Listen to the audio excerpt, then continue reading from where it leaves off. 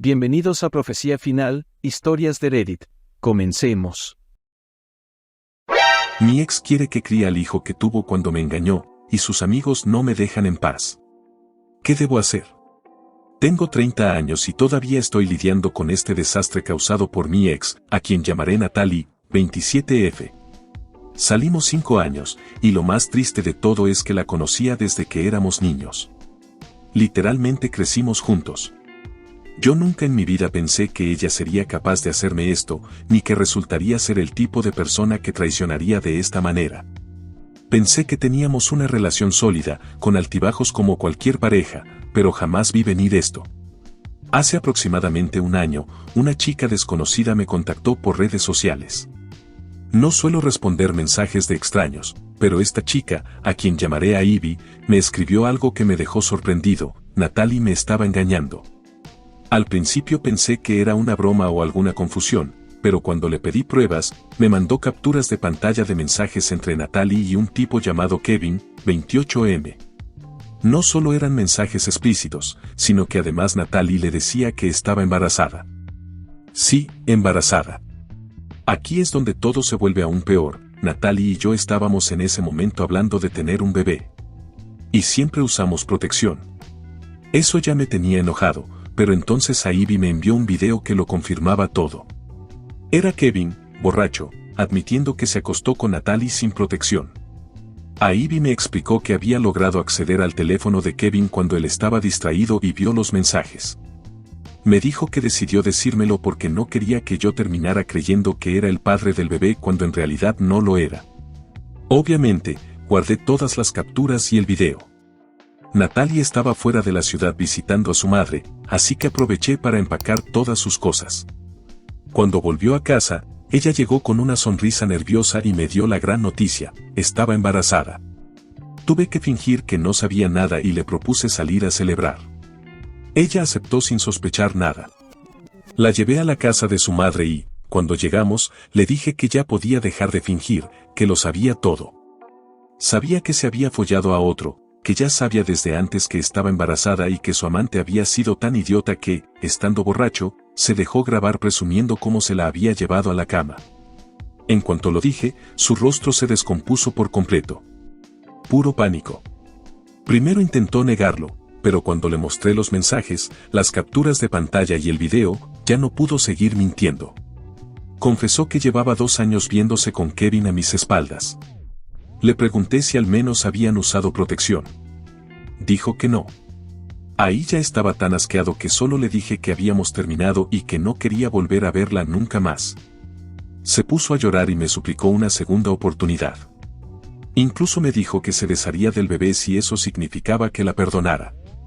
Me dejó aún más enojado que siquiera considerara eso. Yo le dije que nada cambiaría lo que hizo y que se bajara del coche. No quería salir, así que tuve que llamar a su madre, explicarle todo y enseñarle las pruebas. Su mamá se disculpó conmigo y, después de unos minutos, logró hacer que Natalie bajara del auto. Me fui sin mirar atrás. Bloqueé su número y durante meses no supe nada de ella. Hasta hace unos días.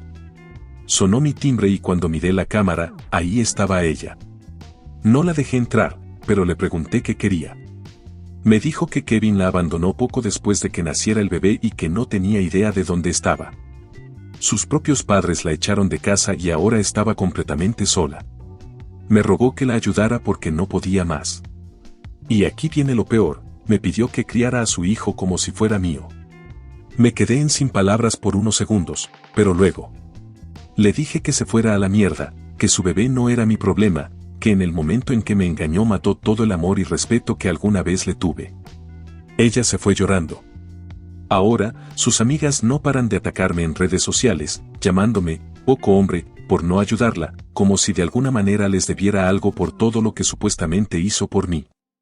Hablan de cómo, cuando era niño, ella fue la única que siempre estuvo ahí para mí, y que en mis cumpleaños, ella se presentó a mi fiesta cuando todos mis amigos me dejaron tirado. ¿En serio creen que eso justifica lo que me hizo? Dicen que, aunque se equivocó, estuvo ahí para mí y que ahora es mi turno de estar ahí para ella y el bebé. Y aquí estoy, preguntándome si debería sentirme culpable. Parte de mí recuerda a la niña que me acompañó en toda mi infancia, pero la otra parte sabe que nunca podré siquiera perdonarla por lo que hizo. Porque honestamente, yo no quiero tener nada que ver con ella ni con ese bebé. Comentarios. U/Anónimo 1. Ella no estaría tratando de volver contigo si Kevin no hubiera desaparecido. Eres su última opción, su plan de respaldo cuando todo lo demás falló. Te está presionando porque no le queda de otra y está aterrorizada de enfrentar la vida sola. No te ama. No le importas. Si realmente le importaras, no habría estado acostándose con otro mientras salía contigo. Ahora, sus amigos en lugar de ayudarla, te atacan en redes sociales diciendo que no eres un hombre por negarte a criar al hijo de otro. Como si fuera tu obligación hacerte cargo del desastre que dejó el tipo con el que te engañó. Solo te busca porque él la dejó y ahora está desesperada. Bloquéalos a todos. A ella, a sus amigos, a quien sea que intente manipularte.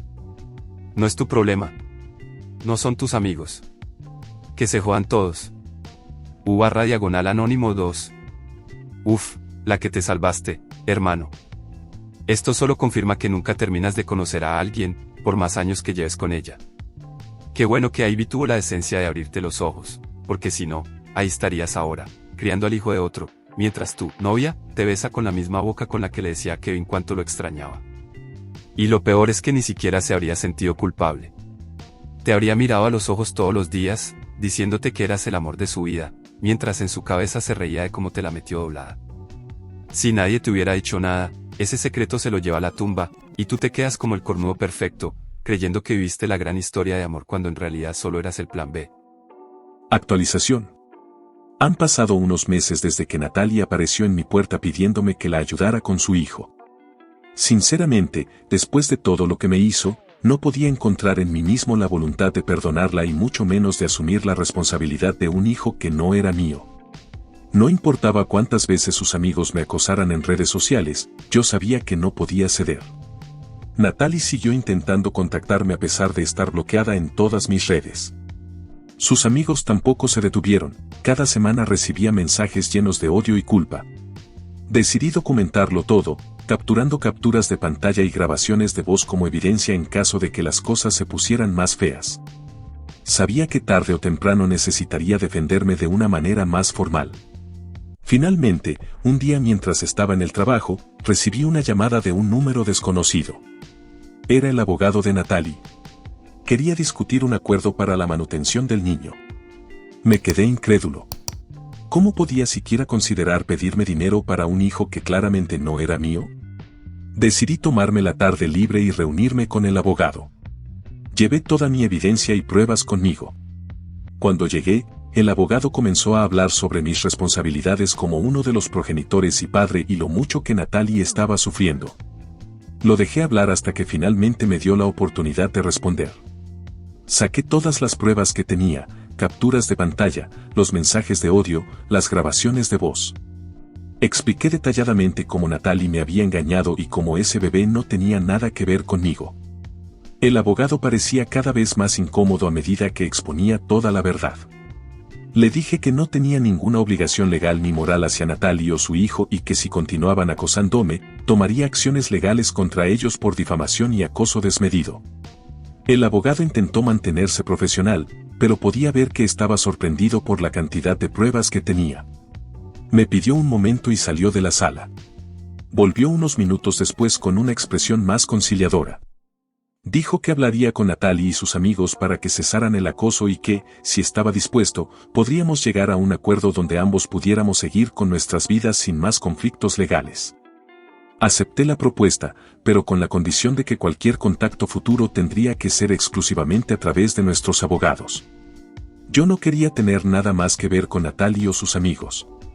Días después, recibí una carta formal del abogado de Natalie en la que se confirmaba que no habría más intentos de contacto directo por parte de ella o sus amigos. También mencionaba que Natalie había decidido mudarse a otra ciudad para empezar de nuevo y que se disculpaba por cualquier angustia que me hubiera causado. La paz finalmente volvió a mi vida. Empecé a enfocarme más en mi trabajo y en mis pasatiempos. Conocí a nuevas personas, hice nuevos amigos y comencé a salir nuevamente. Un día, mientras estaba en una fiesta, conocí a alguien. Su nombre era Amber. Tenía una sonrisa cálida y una personalidad que me hacía sentir en casa. Poco a poco comenzamos a salir y a conocernos mejor. Con el tiempo, le conté todo lo que había pasado con Natalie. Amber me escuchó con atención y me apoyó completamente. Fue un gran alivio encontrar a alguien que entendiera y compartiera mis valores. Mirando hacia atrás, me di cuenta de que no hay mal que por bien no venga. Lo que inicialmente parecía una pesadilla se convirtió en una oportunidad para redescubrirme y encontrar a alguien que realmente valorara y respetara nuestra relación. Natalie se había convertido en una lección amarga, pero necesaria. Y gracias a esa experiencia, ahora estaba en un lugar mucho mejor, listo para comenzar un nuevo capítulo con Amber. Comentarios. U/Anónimo 1. A ver, OP, ¿de verdad esperabas que toda esta situación se resolviera sola? Te quedaste de brazos cruzados viendo cómo te acosaban en redes, cómo sus amigos te atacaban y solo hasta que te llegó una citación legal decidiste actuar. ¿Por qué no los demandaste desde el primer momento? ¿Por qué permitiste que el acoso escalara hasta el punto de necesitar un abogado? Dices que documentaste todo, pero parece que solo estabas esperando a ver qué pasaba en lugar de tomar el control de la situación. Y luego, cuando el abogado de Natalie aparece con su intento ridículo de sacarte dinero, en lugar de responder con una contrademanda por acoso y difamación, simplemente te sientas ahí a negociar. ¿Por qué aceptaste llegar a un acuerdo? ¿Por qué no lo destruiste legalmente en ese instante? Te dieron una salida fácil y la tomaste como si te estuvieran haciendo un favor. Y ahora, porque conociste a una nueva mujer, todo se arregló mágicamente. No. La realidad es que permitiste que te pisotearan durante meses y solo te recuperaste, porque la otra parte decidió dejarte en paz y si no lo hubieran hecho, seguirías dejándote. Aprieta los dientes, aprende a defenderte de verdad y deja de depender de que la vida te haga favores. OP comentario.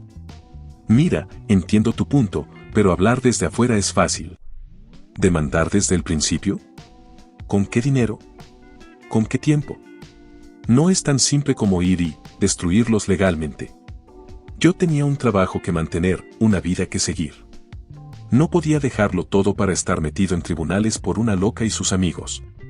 Documenté todo porque sabía que tarde o temprano lo iba a necesitar, y al final, eso fue lo que me salvó. Y sobre aceptar un acuerdo, ¿qué querías que hiciera? Meterme en una batalla legal absurda cuando ya tenía todas las de ganar. No tenía sentido gastar más energía en esa gente cuando ya se estaban rindiendo. Lo importante era que me dejaran en paz, y eso fue lo que logré. Ahora, dices que solo me recuperé porque conocí a otra persona. No. Me recuperé porque decidí seguir adelante en mis términos. La vida no me hizo favores, yo tomé las decisiones que me permitieron salir de esa mierda sin arruinarme en el proceso. Si eso para ti es ser débil, pues allá tú. Si te ha gustado el video, coméntalo y compártelo. También estarías ayudando si te suscribes y activas la campanita de notificaciones. Tu apoyo ayuda a que este canal siga creciendo. Muchas gracias amigos por todo el apoyo. Nos vemos en el próximo video.